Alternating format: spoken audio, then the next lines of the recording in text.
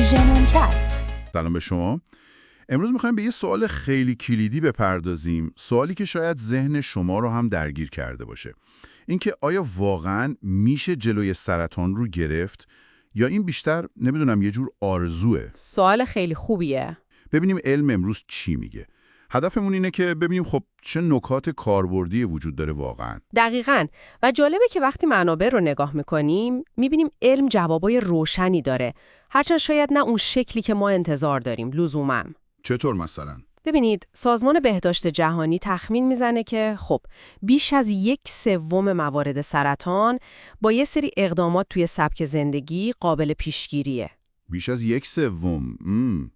این عدد خیلی قابل توجهیه ها. بله، واقعا نشون میده که حداقل بخشی از این ماجرا دست خودمونه. خب پس این اقدامات چیا هستن دقیقاً؟ اول از همه و خیلی مهم، ترک کامل دخانیات، یعنی سیگار و قلیون و اینها. درسته، کاملاً. بعدش میرسیم به تغذیه. آها، تغذیه. یعنی تاکید روی میوه و سبزیجات بیشتر و خب کمتر خوردن گوشتای فراوری شده مثل سوسیس و کالباس. میدونید به خاطر اون مواد افزودنی مثل نیترات ها ریسک رو میبرن بالا. درسته. پس تغذیه سالمتر. دیگه چی؟ فعالیت بدنی منظم. حداقل روزی نیم ساعت. این خیلی نقش داره. و حفظ وزن مناسب، یعنی دوری از چاقی. خب اینا که خیلی شنیدیم. بله، ولی مهمه که جدی گرفته بشن. همینطور پرهیز از الکل. زیادش خوب نیست. و البته محافظت پوست از آفتاب سوختگی. آفتاب؟ یعنی حتی آفتاب گرفتن معمولی هم خطرناکه؟ آفتاب سوختگی های مکرر. بله، حتی تماس های کوتاه ولی مداوم هم میتونه ریسک رو بالا ببره. و یه نکته دیگه که گاهی فراموش میشه، واکسیناسیونه. واکسن برای سرطان؟ بله، مثلا واکسن هپاتیت B برای پیشگیری از سرطان کبد یا واکسن HPV، همون ویروس پاپیلومای انسانی که عامل اصلی سرطان دهان رحمه. آها، پس لیست بلندیه به نسبت. شاید به نظر ساده بیان ولی پشت هر کدوم کلی تحقیقه. دقیقاً. برای اینکه یکم ملموس‌تر بشه، تو منابع شما یه داستان جالبی بود از یه خانواده یزدانی. میگفتن سابقه سرطان داشتن و نگران بودن. بله، داستان خوبیه. این خانواده سابقه سرطان سینه و معده داشتن. خب طبیعیه که نگران آینده باشن. پدر خانواده تصمیم میگیره یه تغییراتی بده. چه تغییراتی؟ چیزای کوچیک ولی مداوم. مثلا نوشیدنی‌های شیرین و کیک‌های چرب رو حذف میکنه. به جاش سالاد و سبزیجات رو میاره سر سفره. بچه‌ها رو تشویق میکنه به دوچرخه سواری به جای سرویس مدرسه. چه جالب. بله. و حتی مدام یادآوری میکرده که کرم ضد آفتاب بزنن. چکاپ‌های سالانه رو هم جدی گرفتن. خب اولش مقاومت بوده، به خصوص از طرف بچه‌ها. طبیعیه. اما نکته مهمش اینه که بعد از حدود 6 سال نتایج خیلی خوب بوده.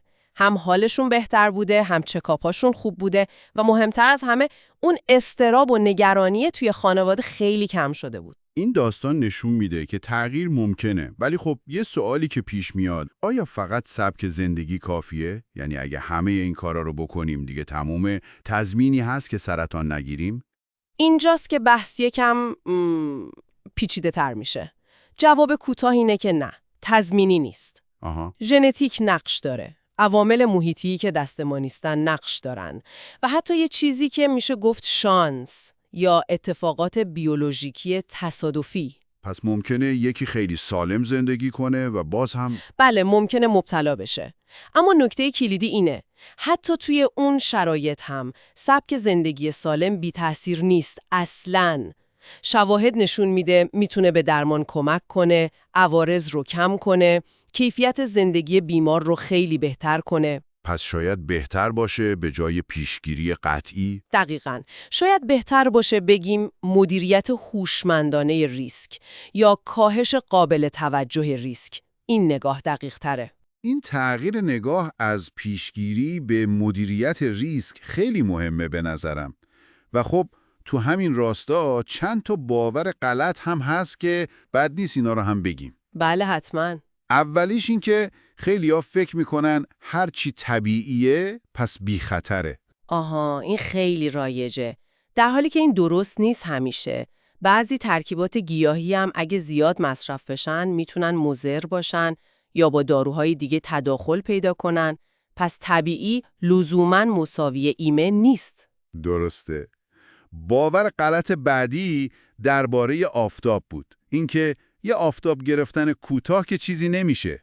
دقیقاً، در حالی که منابع میگن آسیب پوستی ناشی از یووی تجمعیه. یعنی همین تماس‌های کوتاه ولی مکرر در طول سالها ریسک سرطان پوست رو میبره بالا.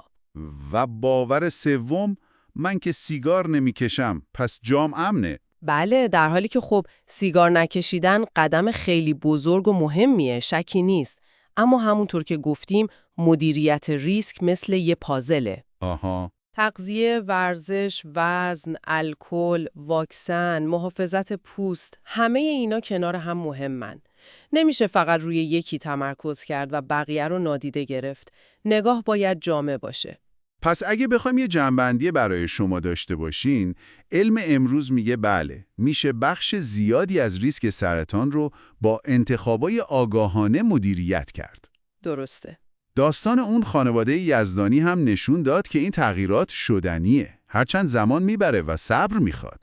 و مهمتر این که هیچ وقت برای شروع دیر نیست. واقعاً. حتی اگه سال‌هاست سبک زندگیتون خیلی ایدئال نبوده، از همین امروز میشه یه قدم